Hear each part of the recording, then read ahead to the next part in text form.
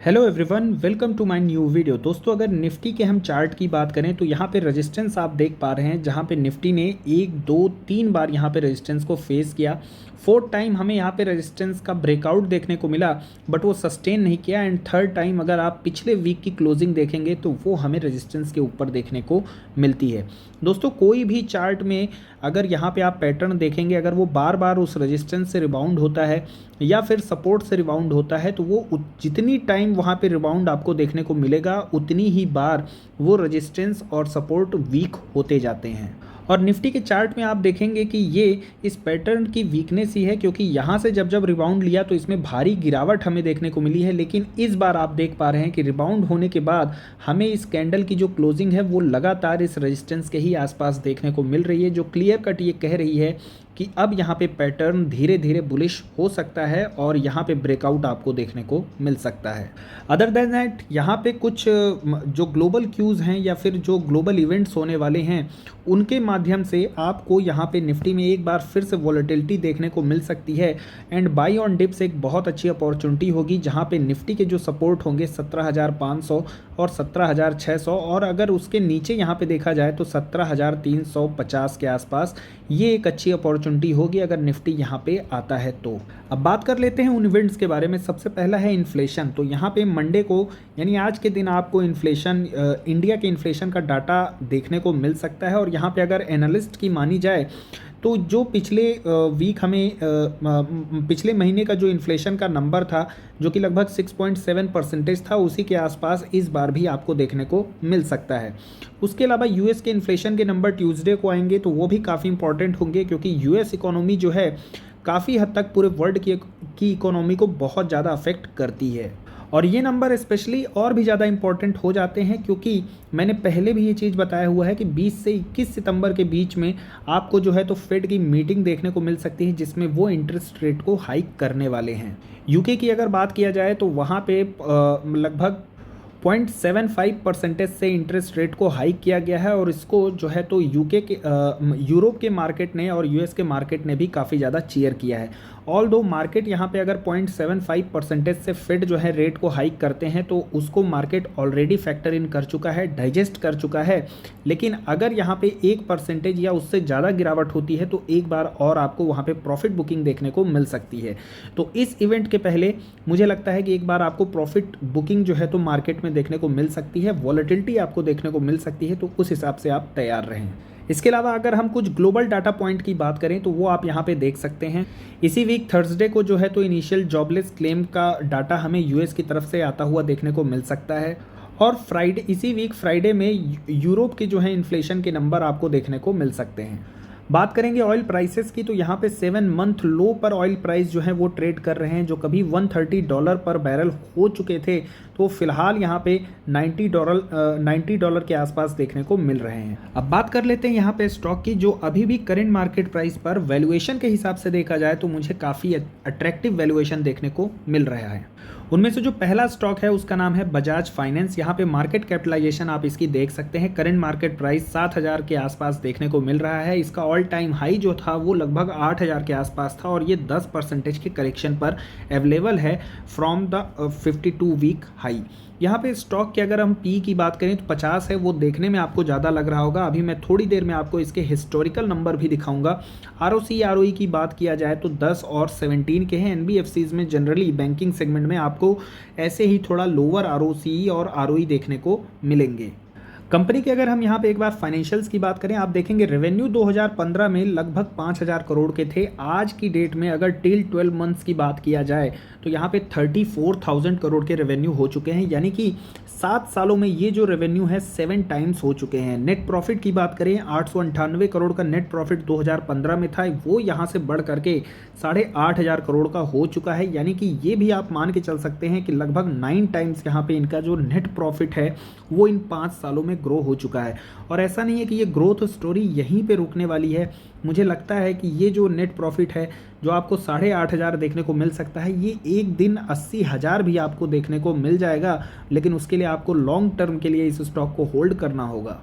CAGR growth की अगर हम बात करें 5 सालों में 26% का सेल्स ग्रोथ है, प्रॉफिट ग्रोथ की बात करें 31% का है और प्राइस की ग्रोथ की बात करें तो वो भी 31% की है। जनरली जो प्रॉफिट में आपको ग्रोथ देखने को मिलेगी उसका रिफ्लेक्शन आपको उसके स्टॉक प्राइस में देखने को मिलेगा। अब बात करते हैं वैल्यूएशन की, तो वैल्यूएशन क्यों अट्रैक्टिव है? उसका रीज़न ये है कि अगर आप पूरे एक साल का यहाँ पे इसका मीडियन पी देखेंगे तो वो आपको 70 के आसपास देखने को मिलेगा, और अगर इसके करंट पी की बात करें तो वो यहाँ पे 50 के आसपास देखने को मिलता है। पिछले 3 साल के भी अगर आप पी से कंपेयर करेंगे, जो कि मीडियन पी 53 का है और करंट पी 50 का है, तो वहाँ से भी ये वैल्यूएशन अट्रैक्टिव लगेंगे। 5 सालों की बात किया जाए तो 5 सालों में 51 का इसका मीडियन पी है। इनफैक्ट आप देखेंगे 51 का जो पी है ये 2021 के पहले हुआ करता था और उसके बाद आपको रेयरली ही, इनफैक्ट पूरे टाइम में आपको देखने को नहीं मिला है अदर देन दिस करेक्शन। और अक्टूबर के मंथ में यहाँ पे बजाज फाइनेंस के रिजल्ट भी आपको अनाउंस होते हुए देखने को मिल जाएंगे, और अगर ये ईपीएस का आंकड़ा इस बार फिर से अगर अपनी बुलंदियों को छू गया तो यहाँ पे पी जो है और ज़्यादा करेक्ट हो जाएगा और आपको स्टॉक प्राइस में एक रनअप देखने को मिल सकता है उस पी को एडजस्ट करने के लिए। पिछले अगर 10 साल का भी यहाँ पे मीडियन पी देखेंगे तो आपको 48 के आसपास देखने को मिलेगा और करंट पी जो है वो 50 का है। बजाज फाइनेंस एक निफ्टी 50 का स्टॉक है, तो यहाँ पे लार्ज कैप होने की वजह से एक सेफ्टी तो है ही, लेकिन साथ ही साथ ये जो है तो मिड कैप स्टॉक की तरह जो है तो इसके प्राइस में भी आपको तेज़ी देखने को मिलती है। यानी कि लार्ज कैप और मिड कैप दोनों का ही जो मज़ा है वो इस बजाज फाइनेंस एक स्टॉक में आपको देखने को मिलेगा। यहाँ पे अगर हम बात करें जुलाई मंथ के यहाँ पे बाइंग की, तो म्यूचुअल फंड ने अगर किसी स्टॉक में सबसे ज़्यादा बाइंग की है तो वो है बजाज फाइनेंस, और आप वैल्यू देख सकते हैं इसमें लगभग 1000 करोड़ की बाइंग जो है म्यूचुअल फंड की तरफ से देखने को मिला है। अगर आपकी होल्डिंग यहाँ पे 3 से 5 साल के लिए है तो करंट मार्केट प्राइस में भी कोई बुराई नहीं है इस स्टॉक में। लेकिन अगर यहाँ पे स्टॉक अगर आपको इसके सपोर्ट लेवल की हम बात करें तो ये स्टॉक जो है अगला सपोर्ट यहाँ पे 7000 के आसपास ले सकता है। उसके बाद एक छोटा सा सपोर्ट जो है वो आपको यहाँ पे 6850 के आसपास देखने को मिल सकता है। अदर देन दैट वहाँ पे एक 6500 के आसपास एक और सपोर्ट देखने को मिल सकता है। तो इन वॉलेटिलिटी में अगर मार्केट में वॉलेटिलिटी होती है किसी भी रीज़न से, प्रॉफिट बुकिंग के या फिर फेड के रेट हाइक के फियर की वजह से, तो आप इन लेवल्स को माइंड में रख सकते हैं। बात करें अगले स्टॉक की तो वो भी लार्ज कैप सेक्टर से ही बिलोंग करता है। 78,000 करोड़ की यहाँ पे इसके मार्केट कैप है। करंट मार्केट प्राइस की बात करें तो 2639 है। इसके ऑल टाइम हाई की बात करें तो 2773 है। केमिकल सेगमेंट से ये स्टॉक बिलोंग करता है और मेरे हिसाब से इतना हिंट काफ़ी है। अगर आप इस स्टॉक को या फिर स्टॉक मार्केट में ब्लू चिप स्टॉक या फिर मार्केट लीडर को क्लोजली फॉलो करते हैं तो इस स्टॉक को इजीली गेस कर पाएंगे। तो कौन सा है ये स्टॉक, आप इसको कमेंट सेक्शन में ज़रूर कमेंट करके बताएं। चलिए आगे बढ़ते हैं। स्टॉक के पी की बात करें 37 का है। आरओई आरओसी काफ़ी बेहतरीन है इस स्टॉक के। डिविडेंड यील्ड उतनी कुछ खास यहाँ पे आपको देखने को नहीं मिलेगी। स्पेशली यहाँ पे जो इंपॉर्टेंट पॉइंट हो जाता है वो है ऑपरेटिंग प्रॉफिट मार्जिन, जो कि केमिकल सेगमेंट में 25% का अभी हमें देखने को मिल रहा है। और सबसे खास बात इसकी ये है कि इसके जो रॉ मटेरियल हैं वो डायरेक्टली यहाँ पे क्रूड ऑयल से अफेक्टेड नहीं होते हैं। यानी कि इसके रॉ मटेरियल के जो प्राइसेस हैं वो क्रूड ऑयल से डायरेक्टली लिंक नहीं है। तो क्रूड ऑयल के प्राइसेस के अप या डाउन होने से इस स्टॉक के पर कोई भी प्रभाव नहीं पड़ता है। ऑल टाइम हाई से अगर हम बात करें तो सिर्फ 5% ये स्टॉक नीचे है, लेकिन जिस तरीके का कैपेक्स हमें देखने को मिल रहा है ये स्टॉक जो है आगे के 10 साल में यहाँ से बहुत ज़्यादा ग्रो करने वाला है। चलिए एक बार वैल्यूएशन का कंपैरिजन कर लेते हैं। 3 साल के अगर मीडियन पी की बात करें 32 है और फिलहाल जो पी चल रहा है वो 37 है। तो थोड़ा बहुत यहाँ पे एक्सपेंसिव आपको देखने में लग रहा है, लेकिन पिछले 1 साल की अगर हम बात करें तो इसका मीडियन पी 42 था और वहाँ से अगर आप देखेंगे तो 37 का मीडियन पी देखने को मिल रहा है। पिछले 5 सालों की बात किया जाए तो इसका मीडियन पी 24 का था और फिलहाल यहाँ पे 37 का है मीडियन पी। तो यहाँ 37 का करंट पी है, तो वहाँ से आपको यहाँ पे भी वैल्यूएशन थोड़े से ज़्यादा देखने को मिलेंगे। तो यहाँ पे जिस कंपनी की बात हो रही है उसका नाम है एसआरएफ। अगर हम यहाँ पे फ्लोरीन बेस्ड स्पेशलिटी केमिकल की बात करेंगे तो वहाँ आपको 4 कंपनियाँ देखने को मिलेंगी। गुजरात फ्लोरो हो गया, नवीन फ्लोरीन हो गया, एसआरएफ हो गया, अनुपम रसायन हो गए। तो लेकिन यहाँ पे अगर हम इन चारों में कंपेयर करें तो लार्जेस्ट मैन्युफैक्चरिंग कैपेसिटी जो है वो एसआरएफ के पास आपको देखने को मिलेगी। लो कॉस्ट एडवांटेज भी आपको एसआरएफ के ही पास देखने को मिलेगा। एंड प्लस यहाँ पे मार्जिन की बात करें तो बेटर मार्जिन आपको एसआरएफ के पास देखने को मिलेंगे। ये कुल मिला के कुछ आप यूँ समझ सकते हैं कि डीमार्ट जैसा ही बिजनेस यहाँ पे आपको देखने को मिलेगा, जहाँ पे वेंडर के भी पास जो है रेस लगी होती है डीमार्ट में अपने प्रोडक्ट को रखने के लिए, और कस्टमर यहाँ पे इसलिए जाते हैं क्योंकि लो कॉस्ट का यहाँ पे उनको एडवांटेज मिलता है। इसके अलावा एसआरएफ के पास यहाँ पे एक कॉम्पिटिटिव एडवांटेज ये हो जाता है कि इनके पास जो है तो इंटीग्रेटेड मैन्युफैक्चरिंग फैसिलिटी है। इंटीग्रेटेड का मतलब ये है कि यहाँ पे रॉ मटेरियल के लिए इनको उसके इंग्रेडिएंट्स के लिए अदर्स पे डिपेंडेंट नहीं होना पड़ता है। फॉर एग्जांपल के लिए बात करें, मेनली जो इनका जो प्रोडक्ट है रेफ्रिजरेंट के गैसेस जो है वो मैन्युफैक्चरिंग करते हैं, उसमें ये इंडिया में मार्केट लीडर हमें देखने को मिलते हैं। और उसके लिए भी अगर इनको, जैसे कि अगर हम बात करें एचएफसी की, जिसमें इनको हाइड्रोफ्लोरोक्लोराइड की ज़रूरत होती है, क्लोरीन की भी ज़रूरत होती है, तो उसका भी मैन्युफैक्चरिंग ये अपनी ही कंपनी में, अपनी ही फैक्ट्री में करते हैं। अब चूंकि ये क्लोरीन का मैन्युफैक्चरिंग कर ही रहे हैं, तो क्लोरीन से भी रिलेटेड जो स्पेशलिटी केमिकल जो प्रोडक्ट्स होते हैं उसमें भी ये कंपनी जो है तो डाइवर्सिफाई करने की कोशिश कर रही है। इसके साथ साथ कंपनी ने यहाँ पे लगभग 1,500 करोड़ का जो है कैपेक्स प्लान किया है, और ऐसा नहीं कि कैपेक्स जो है अभी आपको प्लान देखने को मिला है।